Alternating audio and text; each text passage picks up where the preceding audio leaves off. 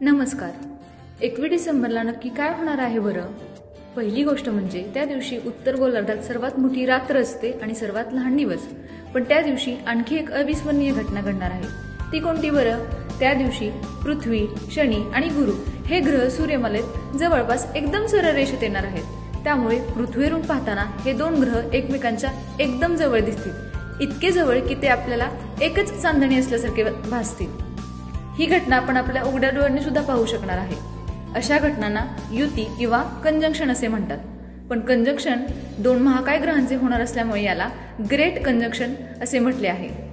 ही घटना टेलिस्कोप किंवा दुर्बिणीने पाहिली तर एकाच वेळी गुरु, त्याचे 4 उपग्रह आणि शनी असे अद्भुत दृश्य आपल्याला पाहायला मिळेल. याच 4 उपग्रहांचा अभ्यास करून हे 4 उपग्रह पृथ्वीभोवती न फिरता गुरुग्रहाभोवती फिरत असल्याचे गॅलिलिओ यांनी सांगितले आणि त्यांनी तत्कालीन विचारांना छेद दिला. यामुळे त्यांना पुढे शिक्षाही झाली. सांगायचा उद्देश इतकाच की काही लोकांनी अशा गोष्टी अभ्यासासाठी आपले संपूर्ण आयुष्य खर्च केले, तर आपण आपल्या बिझी शेड्यूलमधून थोडासा वेळ काढून अशा दुर्मिळ खगोलीय गोष्टी अनुभवल्या पाहिजेत आणि त्यामागचे विज्ञान समजून घेतले पाहिजे.